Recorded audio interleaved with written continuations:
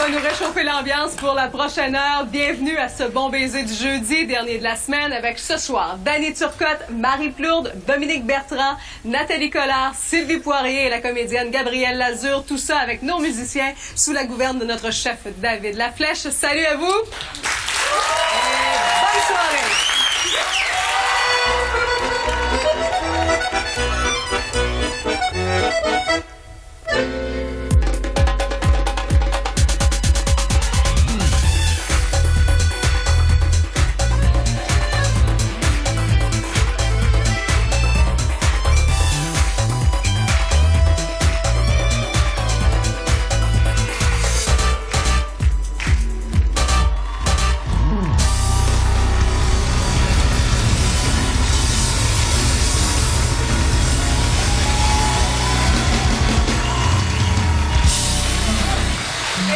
C'est celui pour qui on retarderait encore la retraite d'une semaine, notre invité de la semaine, Jean-Luc Mongrain.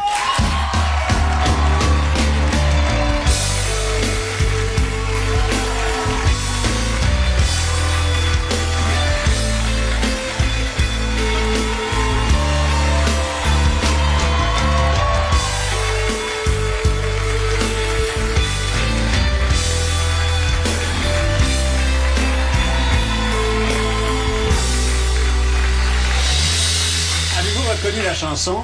Oui, For Your Eyes Only. Je sais pas pourquoi ils ont fait ça. Je sais.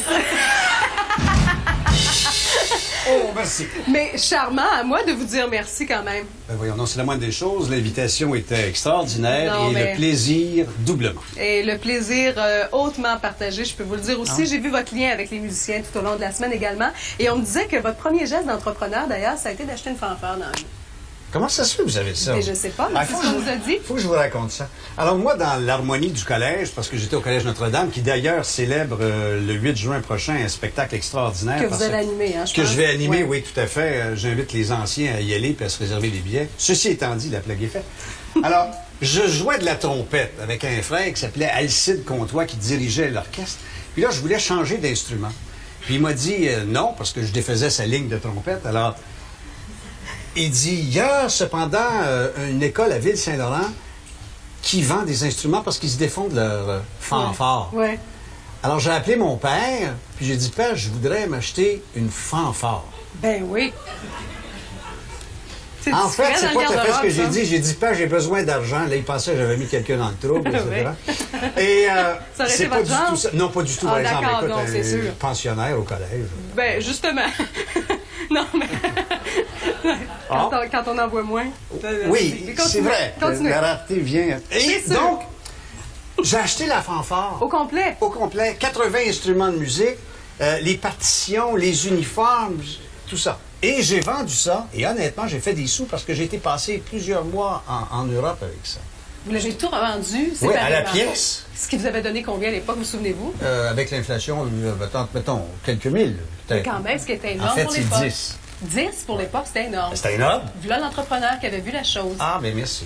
Comme c'est notre dernier soir entre nous, si vous aviez une entrevue à faire avec Jean-Luc Mongrain, si vous vouliez le faire pomper sur quelque chose, ce serait quoi? Sur quoi? Sur quel sujet? Ah, oh mon Dieu Seigneur!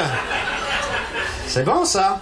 Je pense que ce qui me met le plus en rogne, c'est la bêtise dans la gestion des affaires publiques. Oui, oui, ça, je l'ai senti à quelques reprises. J'ai oui. ça. Oui, et pour vous émouvoir, où est-ce qu'on vous amènerait? Sur quel terrain?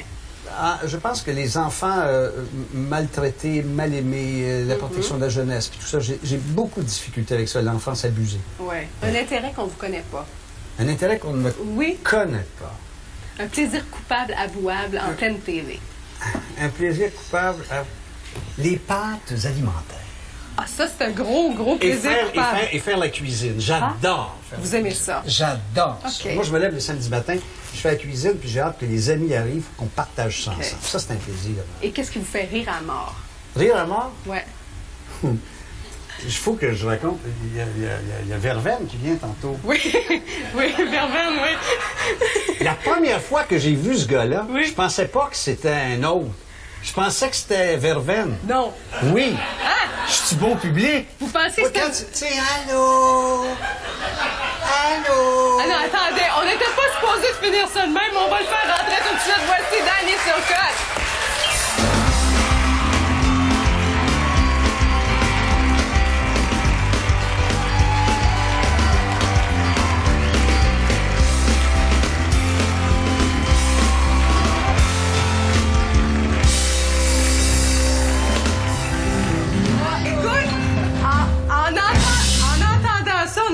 demandé qui est-ce qui avait fumé le plus, le personnage de Verveine ou celui qui le regardait. Mais je te l'ai dit tantôt. Oui, il me contait ça tout à l'heure. Il dit qu'il pensait que c'était une vraie personne.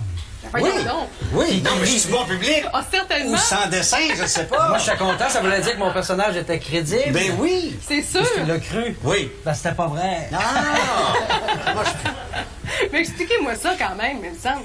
On en parlait. Oui. Il y a un autre gars, le Géo Giguère. Oui. C'est un personnage un peu spécial. Qui existe, pour Qui vrai. existe. Oui. Et son personnage est tellement poussé à l'extrême que tu dis, ça se peut pas qu'un gars fasse ça, mais il l'assume. Oui. Et il pousse son personnage. Oui. Moi, j'ai dit, ce gars-là, il est spécial, il est resté accroché sur le Flower Power, puis il est là, puis allô? Là, j'ai dit, il est vraiment fort, mais il faut avoir un bon ego pour être capable de faire ça. C'est extraordinaire. Comment tu vas? On se dit à la blague tout à l'heure que toi, tu dois avoir une photo qui figure sur 15 000 portes de frigo de famille au Québec. Oh mon ou Dieu, écoute, j'ai visité jusqu'à maintenant 50 villages en 3 ans Oui. avec la petite séduction. Il y a- Lequel est le plus beau? Ah, ça, je peux pas le répondre parce que chaque village a ses particularités.